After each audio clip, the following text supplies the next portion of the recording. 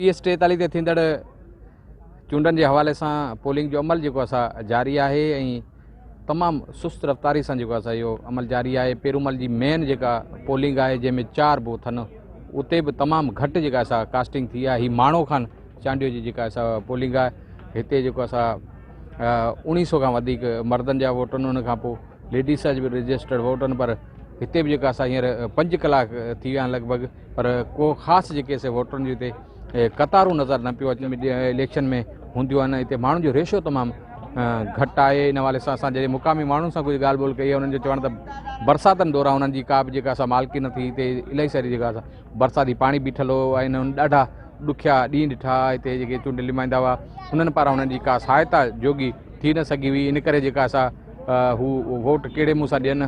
हींअर बि जेका असां तक़रीबन 15 खां 20 पोलिंगूं जेके आहिनि से हिन पासे पेरूमल थाणे जी हद वारियूं विज़िट करे चुका आहियूं।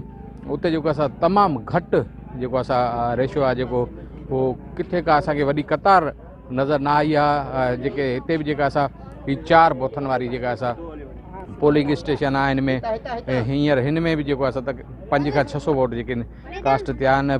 ऐं पेरूमल जी जेका मेन पोलिंग आहे हुते तक़रीबन 200 खां मथे जेके आहिनि से वोट जेके आहिनि से उहे कास्ट थी सघिया आहिनि। हींअर जेका PS 43 ते थींदड़ जेका इलेक्शन आहे इन में जेका असां हिकिड़ी ॻाल्हि आहे साम्हूं आई आहे त हिते जेको वोट जेको कास्ट तमामु घटि पियो थिए, माण्हू पाण मुरादो तमामु घटि पियो निकिरे। जी।